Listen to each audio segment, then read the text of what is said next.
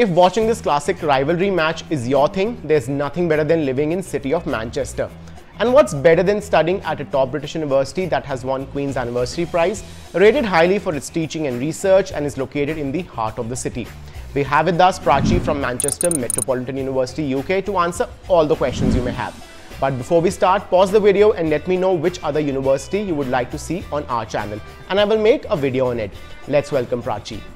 Hi everyone, my name is Prachi. I look after the India operations for our university, Manchester Metropolitan, and we are a team of 9 based in New Delhi that try and support our local South Asia region with applications, scholarships updates, visa formalities, however best we can assist you. Right. So, Prachi, before we start, getting into the whole details of how to apply at Manchester Met, give me like few reasons why students should choose Manchester Metropolitan University. I think the gradual interest that we have seen students applying us for has been the key motive that the university offers, which is more of a professional setup and environment where students get a chance to be much more active in terms of their learning. So it's more of a project-based learning where they get a chance to explore different work and assignments in collaboration with the industrial mentors. Most of our courses as well at Manchester Met are actually offered in accreditation with a lot of professional bodies. That automatically brings our students, I would say, additional edge when it comes to the exposure that they are getting. So they get a chance to be face-to-face with the industry much more well in advance before they even graduate. Cool. So moving on to the next question, talking about specifically for UG people first. So what kind of entry requirements do you have? What kind of academics and English language skills you look at for a UG applicant? For an undergraduate student, it will honestly differ from course to course. For example, we have architecture school, which is ranked among the top 7 in world ranking. So of course the requirements are a little higher because we run a joint school between Manchester University and Manchester Metropolitan, and there's a common panel who evaluates the case and the portfolio and everything. So for these kind of high ranked courses, it will go up to 85%. And there are certain courses that are more skill-based learning where we will also accept students from different boards, again, depends which board they've studied from the range of 65% to 70%. Right. And how about English language requirements? Do you also have like any IELTS waivers in place? Yes, there are. If the student comes from the central board, there is a waiver. So if they achieve 70% and above in their class 12th English, in CBSE or ISC board, they get a waiver from IELTS, apart from those courses that require higher level of IELTS. And then in addition to this, there are certain other waivers like students from Mumbai, Delhi University, IITs, or for instance, Tamil Nadu board and Maharashtra board with 80 and above percentage in their degree would also get a waiver in English. And for those who don't get IELTS waivers, what kind of IELTS score are you looking at? It will be the standard as per the UKVI guidelines, which will be 6.5 with 5.5 in each. We also accept IELTS indicator, TOEFL IBT home edition, and the other usual examinations. And more than that, I would also say that apart from these waivers, when the students are trying to submit their documents, they also need to make sure the validity of the test is right, of course. Sure. And do the entry requirements differ for PG applicants, or is it like similar? Yes, they do differ. Even the IELTS requirements sometimes differ from course to course. Example, some of the healthcare courses where our students actually work with NHS teams and associations very closely. Some of those courses also have high IELTS requirement. So for example, if I talk about the academic requirements, it will be somewhere around 60% at an average, if I may say, for most institutions. But for some courses wherein we get students from law or English, where we do know that Indian institutions do mark very harshly. So we can actually look at it on case-to-case basis.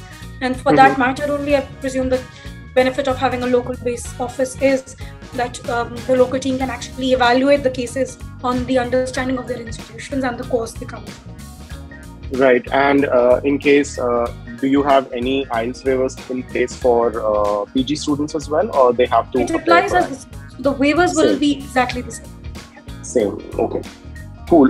Moving on to the next question, Prachi, which is again, I think, which interests a lot of students is what kind of financial support a university gives. So by that, I mean maybe scholarships. So do you have any dedicated scholarships for Indian students in general for both UG and PG? Yes, we have international scholarship that is offered to both undergraduate as well as postgraduate. This goes up to £3,000. And this is for postgraduate. For undergraduate, it is £2,000 each year. Right. And for this, they need to ensure that they have first class and above in their previous qualification, and they will be eligible to get this one. In addition to this, we have Chancellor and Vice Chancellor scholarship, which goes up to £8,000, which is again selective on different courses. Then post to that, we also have sports scholarships. Of course, being in Manchester, we strongly encourage such activities, as well as we have a lot of sports related courses as well. But if a student is coming to us and they're applying for this one, the funding support can go up to 20% waiver in the tuition fees. In addition to that, students can also avail some additional benefits like support system and extra time at the practice areas and other things. Great. So talking about the other kind of financial assistance, so I would say like a lot of students do tend to work part-time, when they study abroad. So any specific support university offers in terms of part-time jobs to these students? I think this is one of the fortes that Manchester Met is quite famous for. So I'll talk about the three key USPs first. First one is that Manchester Met actually offers lifetime career placement support through our alumni network. We have around 2 lakh alumni worldwide, and we strongly encourage all our existing students and the prospective students to please join the alumni network so that we can start supporting you in across the globe actually. Second support system is that we do support our students if, let's say, they want to connect with us seeking any part-time job assistance. A lot of the students who sometimes stay back during their holidays, because as per Tier 4 student visa, they can work for 20 hours in a week during classroom schedule, but obviously that's not practically possible for every student. And there are some students who do stay back during holidays. So in holidays, as per Tier 4 student visa, they can work full-time as well. So what our Careers and Employability Hub does is we support them for free visa counseling. We support them for free resume writing, interview preparations, helping them with networking. So these are the different activities we can support them so that they are able to get related job experience, even if it is part-time.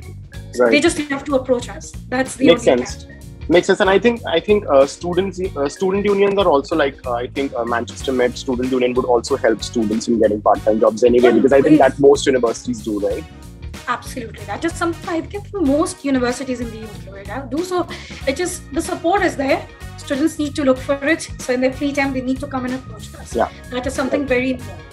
And last but not the least, Manchester Met has also actually pioneered in offering one more support in place since graduate immigration.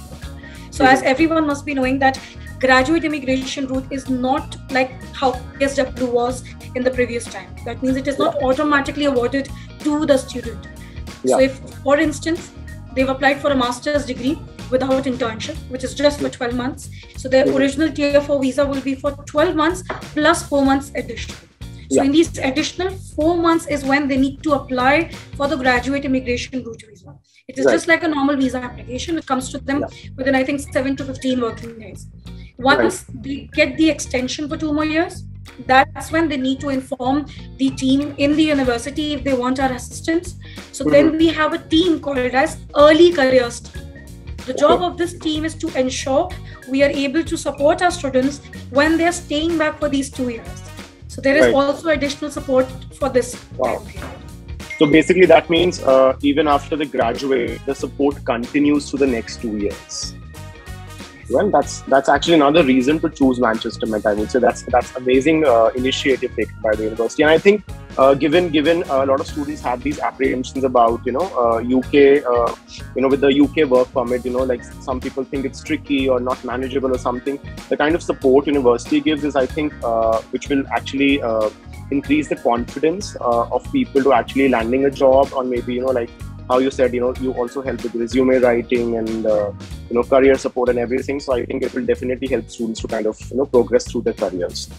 So over to next question, Prachi, which is about the average cost. So a lot of people have this, apprehension that UK is expensive place to study. But, I always tell them, because, masters is, I think UK is one of the most value for money countries because of 1-year programs.